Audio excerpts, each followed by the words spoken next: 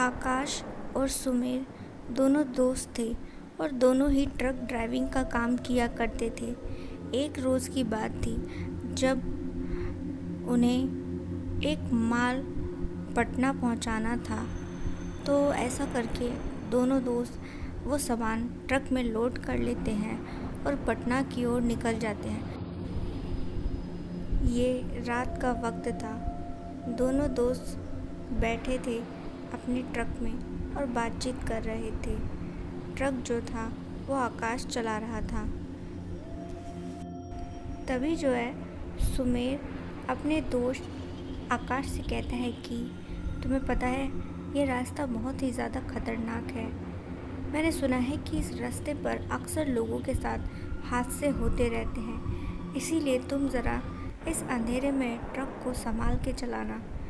इस पर आकाश ने कहा, तुम चिंता मत करो, मैं बहुत टाइम से ट्रक ड्राइव कर रहा हूँ, मेरे लिए कोई बड़ी बात नहीं है।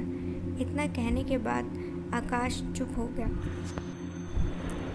यूं ही रास्ते पर आगे पहुँच अचानक से ही जो है आकाश को थोड़ा प्यास लगने लगी थी और फिर वो अपने पास पड़ी बोतल में देखता है कि उसमें तो पानी है ही नहीं।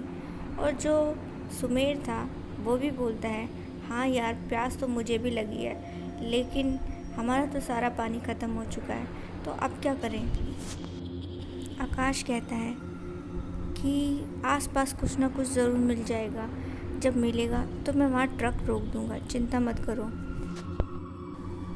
इसके बाद जो था दोनों दोस्त की हालत प्यास के मारे थोड़ी ख़राब हो रही थी कि तभी आकाश क्या देखता है कि रास्ते के साइड में एक हैंड पंप है। वो उससे कुछ पहले ही एकदम से ही अपने ट्रक को रोक लेता है। सुमेर पूछते हुए कहता है कि क्या हुआ, तुमने ट्रक यहाँ क्यों रोक दिया। इस पर आकाश ने कहा, वो देख यार, वहाँ पर एक हैंड पंप है, चल तू जल्दी जाकर वहाँ से पानी भर कर ले आ, हालत बड़ी ख़राब हो रही है। इसके बाद जो था सुमेर वो बोतल लेकर ट्रक से नीचे उतरता है और हैंड पंप पर पहुँचता है, पानी भरने लगता है। वहीं ट्रक में बैठा जो आकाश था उसके मन में ख्याल आता है कि यार रास्ते के यहाँ पर हैंड पंप आखिर कहाँ से आया अचानक से ही। इससे पहले तो मैंने कभी इस तरीके के जगहों पर हैंड पंप नहीं देखा है, फिर यहाँ पर कैसे। आकाश यही सब सोच रहा था।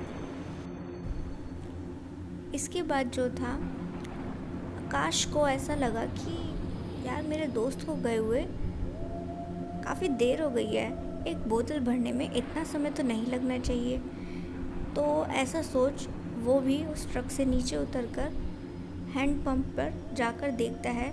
तो उसने क्या देखा कि उसका जो दोस्त था सुमेर, वो बेहोशी की हालत में वहीं पर पड़ा हुआ था। उसके बाद जो था आकाश अपने दोस्त के चेहरे पर थोड़ा सा पानी फेंकता है जिससे उसे होश आ जाता है। होश आने पर सुमेर जो था वो कुछ अजीब सी हरकतें कर रहा था। वो कुछ अजीबोगरीब बातें कर रहा था, जैसे कि वो हमें नहीं छोड़ेगी, वो हमें मार देगी। इस पर आकाश कहता है, यार तू किसकी बातें कर रहा है, कौन नहीं छोड़ेगी, कौन मार देगी हमें। तो सुमेर जो था वो लगातार वही बातें बार बार दोहरा रहा था और यहाँ पर आकाश जो था उसे समझ नहीं आ रहा था कि यार थोड़ी सी देर में आखिर यहाँ घटा तो क्या घटा, जिसके चलते मेरे दोस्त की ऐसी हालत हो गई। फिर जो था आकाश सुमेर को ले जाकर ट्रक में बिठा देता है और पानी की बोतल भरकर अपने वापस आ जाता है। इसके बाद जो था आकाश जैसे ही अपना ट्रक स्टार्ट करने लगता है कि तभी उसे एहसास हुआ कि ना जाने तो ट्रक में क्या गड़बड़ी हो गई, अच्छा खासा ट्रक अचानक से ही बंद हो गया है, वो स्टार्ट ही नहीं हो पा रहा था। आकाश जो था वो खुद से ही कहने लगा, यार पता नहीं इस ट्रक में अब क्या मुसीबत हो गई है। तो ऐसा करने के बाद वो ट्रक से नीचे उतरता है और उसको चेक करने लगता है। तो उसे ट्रक में कोई भी ऐसी गड़बड़ी नहीं नज़र आ रही थी कि ऐसा मतलब क्या हुआ जो ट्रक अचानक से ही बंद पड़ गया। तभी जो है वो वापस से जैसे ट्रक में आया तो उसने देखा कि उसका जो दोस्त है सुमेर, वो इस वक्त ट्रक में नहीं है। इस पर आकाश काफ़ी ज़्यादा परेशान हो गया और उसे यहाँ वहाँ तलाशने लगा रास्ते पर। रास्ते के दोनों ओर घना जंगल था, जिसके चलते आकाश की जो समस्या थी वो काफ़ी ज़्यादा बढ़ गई थी कि तभी उसे साइड से कुछ आवाज़ें आती हैं जंगल के ओर से। उन आवाज़ों को सुनने पर आकाश जो है वो उस ओर जाने लगता है और कुछ दूर जाने पर उसने देखा कि जंगल में उसका जो दोस्त था वो एकदम चुपचाप बैठा हुआ था। इसी के साथ वो अचानक से ही देखता है कि जो उसका दोस्त है चुपचाप तो बैठा हुआ है, लेकिन वो किसी के सामने जैसे हाथ जोड़कर माफ़ी मांग रहा हो किसी बात की। यहाँ पर दूर खड़ा आकाश इस बात को समझ नहीं पा रहा था कि आखिर उसका जो दोस्त है सुमेर वो किससे इस तरीके से माफ़ी मांग रहा है। यही सब सोचते हुए वो जैसे ही उसके पास पहुँचता है तो उसने देखा कि जो उसका दोस्त था उसकी जो आंखें थी अब अचानक से ही लाल हो चुकी थी, एकदम भयानक सी। उसका चेहरा भी ऐसा लगता था जैसे कि वो सुमेर ना हो बल्कि कोई और ही हो।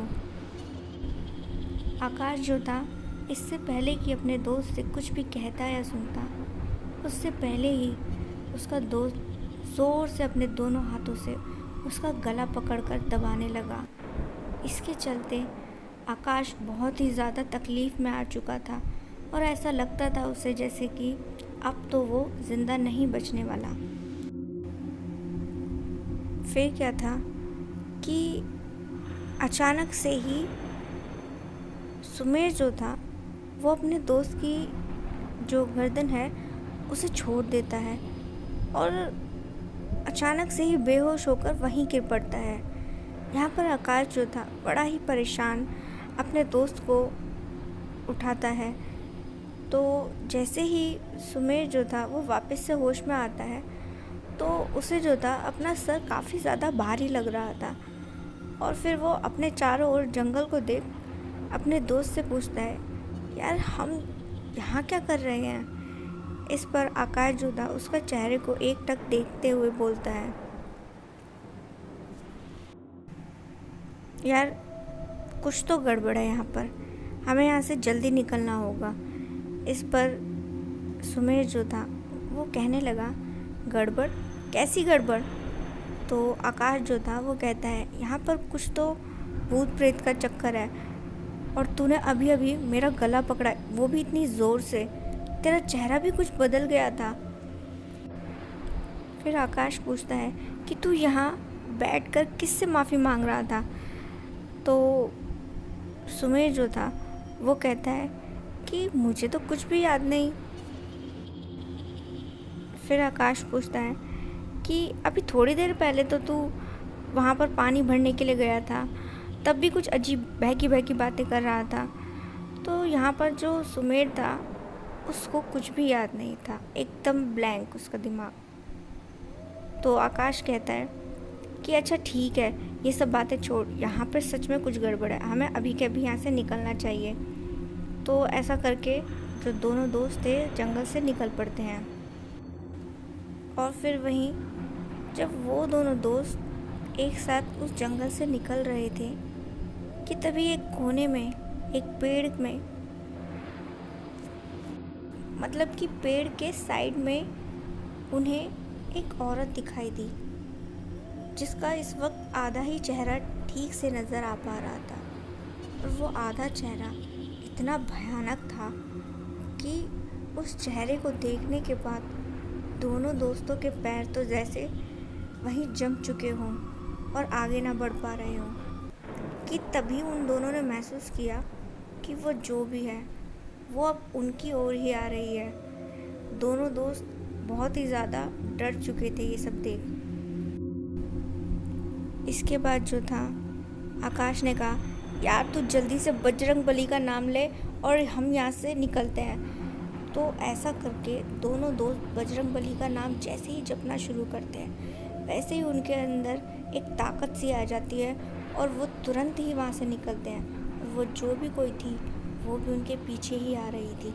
ये सब देख वो काफ़ी ज़्यादा डर चुके थे। इसके बाद जो था, दोनों जल्दी से ट्रक में बैठ जाते हैं। और अजीब बात ये थी कि इस बार जब आकाश ने अपने ट्रक को स्टार्ट किया तो वो पहली ही बार में स्टार्ट हो चुका था। और फिर इसके बाद जो था, आकाश बड़ी ही तेज़ी से अपने उस ट्रक को वहाँ से लेकर निकल गया और वहाँ से फिर वो पटना पहुँचे। पटना पहुँचने के बाद जो था, वो वहाँ पर किसी साधु बाबा से मिलकर अपनी इस सारी घटना के बारे में जब बताते हैं तो उन बाबा ने उन्हें बताया कि तुम लोग जिस हैंड पंप पानी भरने के लिए गए थे, वहाँ पर एक पेड़ था और वो जो तुम्हें दिखी वो एक डायन थी। और डायन उसी पेड़ पर रहती है और वहाँ से आने जाने वालों को परेशान करती है। और जब तुम वहाँ गए तो उसकी नज़र तुम पर पड़ गई। अगर तुम समय रहते वहाँ से नहीं निकलते तो हो सकता था कि वो जो डायन थी तुम्हें ज़िंदा निकल जाती और तुम्हें अपनी खुराक बना लेती। इतना सुनने के बाद उस बाबा की बात दोनों दोस्त तो जैसे एकदम ही काँप से गए हों। तो वो बोलते हैं बाबा से कि बाबा, हमें लौटते समय भी उसी रास्ते से गुज़रना है। आप कुछ भी करके हमें कुछ उसका तोड़ बताएं कि हम कैसे मतलब वहाँ से बचकर निकल पाएँ। तो इस पर वो बाबा कहते हैं, तुम चिंता मत करो, मैं तुम्हें एक सुरक्षा सूत्र देता हूँ, उसको तुम अपने हाथों में बांध लेना। फिर उसके बाद जब तुम दोबारा उस रास्ते से ही गुज़रोगे, अगर वो डायन वहाँ हुई तो तुमसे दूर ही रहेगी और तुम्हें परेशान नहीं करेगी। इसके बाद जो था, बाबा उन्हें सुरक्षा सूत्र दे देते हैं। जिसके बाद वो जब उस रास्ते से वापस से गुज़रते हैं तो उन्हें वहाँ कोई भी डायन दोबारा दिखाई नहीं पड़ती। उस रोज़ दोनों दोस्तों की जान बच गई और फिर उसके बाद सब ठीक हो